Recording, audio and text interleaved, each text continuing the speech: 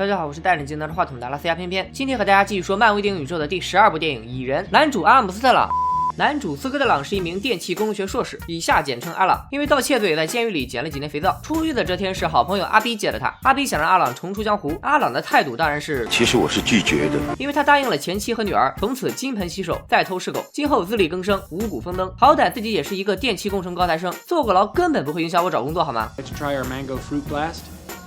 No thanks. 很快，老板查到了阿朗的犯罪前科，并善解人意的开除了他。阿朗来到女儿的生日 party， 因为没钱付赡养费，被前妻的现任怼了一顿。阿朗心想，打工是不可能打工的，这辈子不可能打工的，所以把心一横，同意和阿 B 以及那俩同伙再干一票。阿 B 人如其名，特别能逼逼。他说：“我从我表弟那里听说，我表弟从他垒球队的球友那里听说，这个球友从他的那个做女佣的女朋友那里听说，有一个很有钱的老头最近1个礼拜不在家，而他家里有一个超大的保险箱。俗话说，学好数理化，偷抢拐骗都不怕。”阿朗用冰火2重天之术打开了老头家的保险箱，发现里面居然只有一套摩的大镖客的制服。他来不及多想这老头平时有什么特殊癖好，本着贼不走空的职业操守，先拿回家再说。大概是激发了对 cosplay 的渴望，阿朗一回家就开始试穿，在不小心按了一个按钮后，猝不及防的变小了。阿朗觉得这套衣服实在是太邪乎了，于是准备还回去。凭借超强的业务能力，他终于又被抓进了局子。原来这一切都是老头的套路，他故意设局让阿朗去偷自己的衣服，为的是让阿朗帮助自己干件大事。老头派了蚂蚁兵团给阿朗送来那套衣服。变小之后的阿朗成功越狱，见到了老头。阿朗说：“只要不让我偷东西，一切好说。”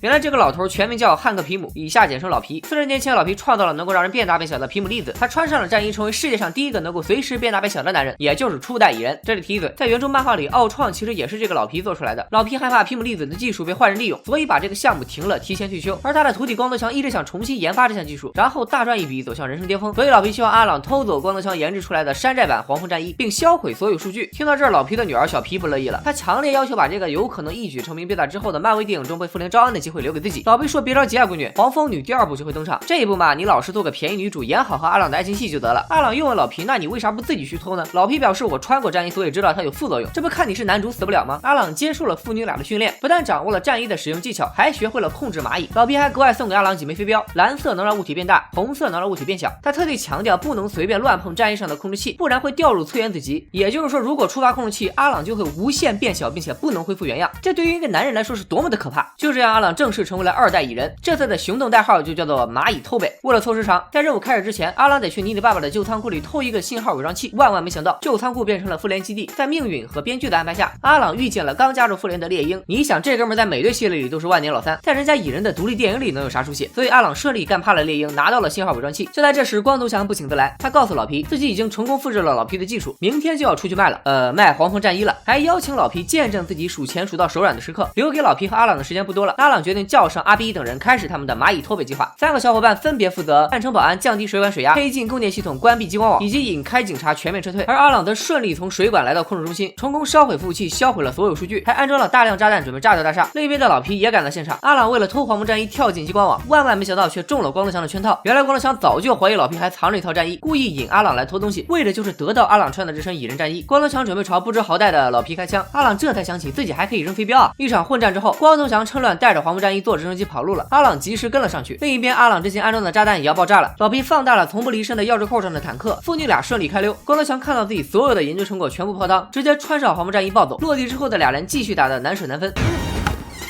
就在阿朗为我们展现了乒乓球国家队的超高水准之后，他又被警察给抓住了。这片子到现在，阿朗已经是第3次被人抓住了吧？作为一个小偷来说，真的是太失败了。很快，光头强醒了过来，直奔阿朗女儿的房间。阿朗也从警车里逃了出来，赶到女儿房间，和光头强又来了一场惊险刺激的混战。